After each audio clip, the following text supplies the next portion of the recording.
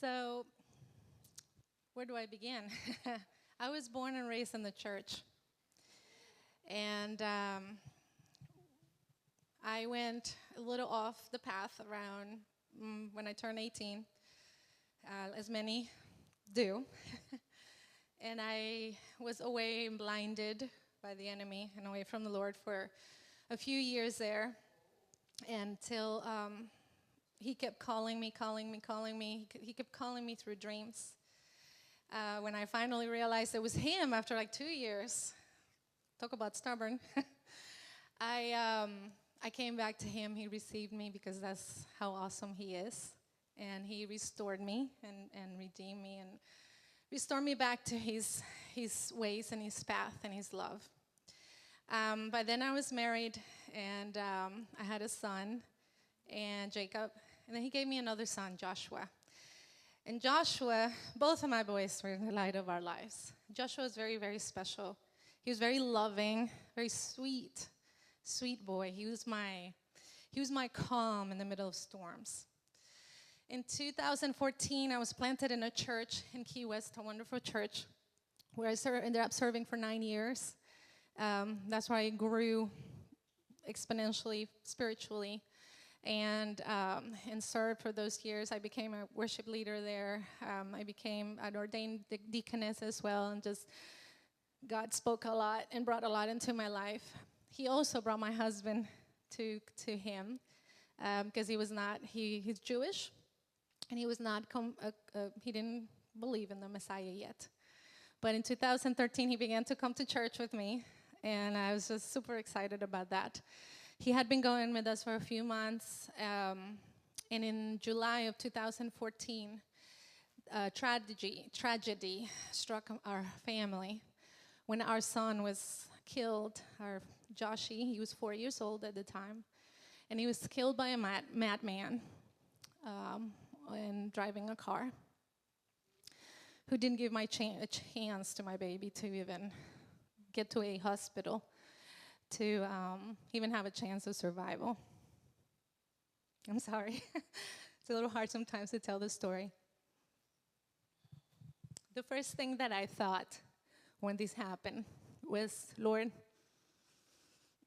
I give all this to you. My biggest worry was my husband. He had just started going to church, and I thought, oh, he's going to get mad at God like most people do, and he's not going to want to come back to church. To my surprise, he did exactly what I did.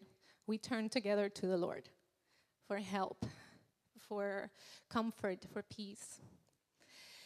And I learned a lot through that journey of healing from the grief.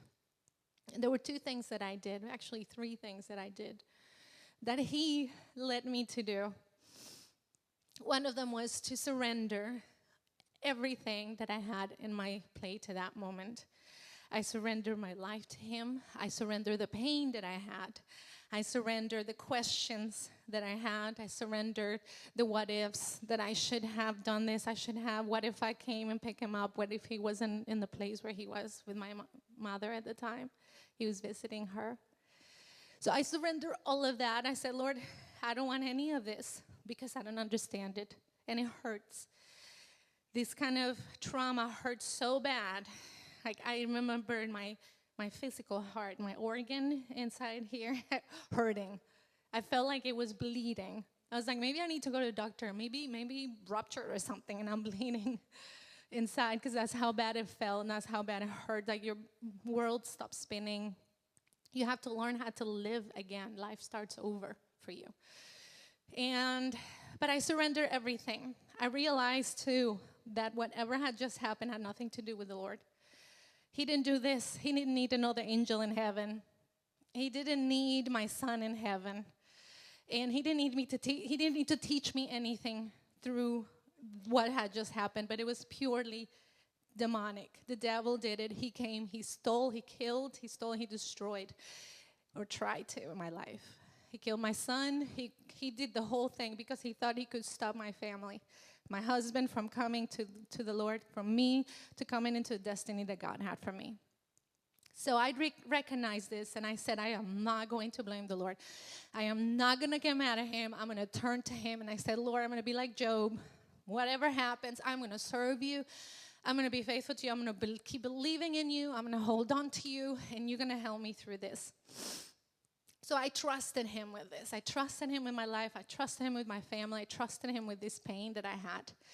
And what happened was an amazing, amazing thing. Because this opened the door just wide open into my life and my heart for the Lord to come in and do what he does best. Restore, repair, rebuild, all the good things that he does.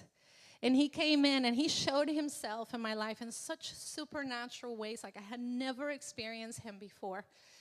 And he brought peace to my life and he brought comfort to my life.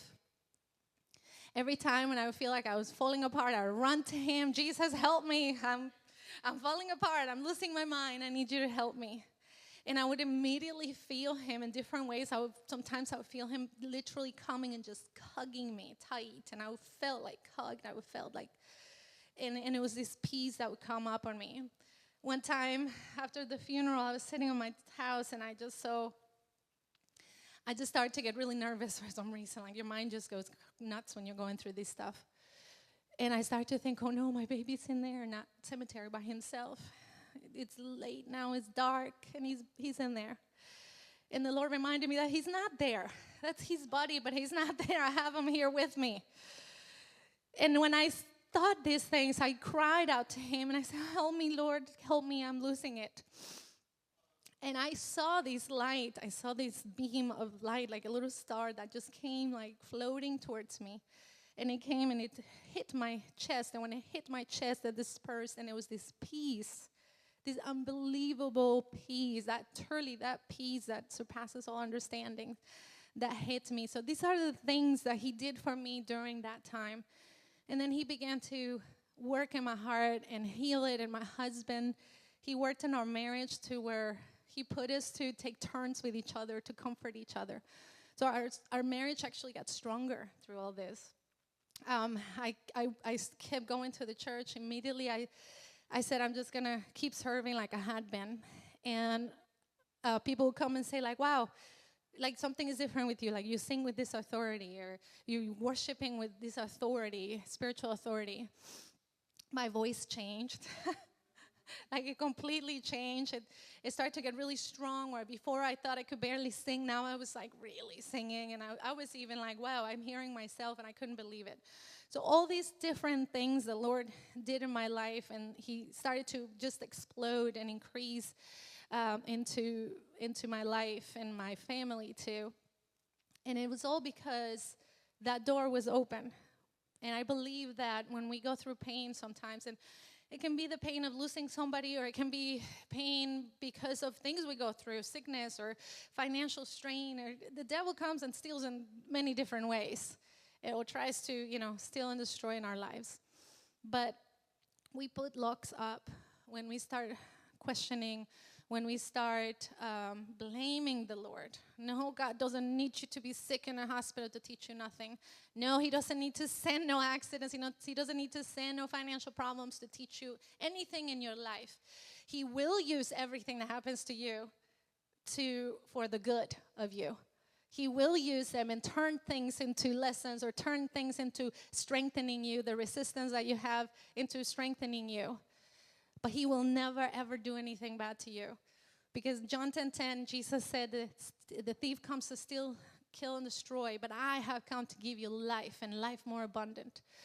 So when we put that lock in our hearts and start thinking that God did this or God did that, it just locks our doors up where he can't come in and work in our hearts and do the restoration and do the healing and the things that we need done.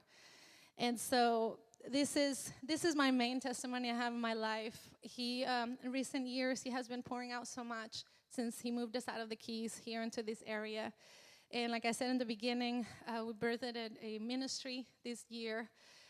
He had been putting in my heart about all of this for years. I had a desire to speak out, to preach, I have a message in my heart that I need to put out, and I didn't know exactly how it was going to happen. And this year, it just all came together. It's like he brought blueprints and put them in front of me and said, like, okay, this is what I got you doing. And I'm expecting more, and I want more. Because every single one of us has a purpose and a plan from him. All of you, each one of you has a blueprint that he has set up from before you were born. He had it ready for you. So that's my testimony, and my encouragement to you is take all those locks off, open your heart, open that door wide, and let him come in and work in your heart.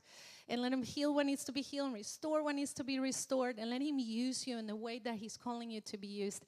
I know that every single one of you has a nudge in that heart of yours that tells you, like, you've been called for something, that God wants you to do something. There's something out there. There's someone that is counting on you. There's someone that needs you, whether it be in ministry like Kairos, that's one of my beloved ministries, prison ministry, or it can be going to hospice and praying for these people. It can be going to a hospital to pray for somebody. It can be here in the church, within the four walls of the church, serving here so that the church can keep going.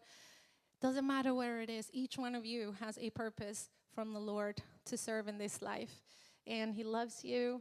And what he can do for me, he can do it for you. And that's the testimony of Jesus. Amen.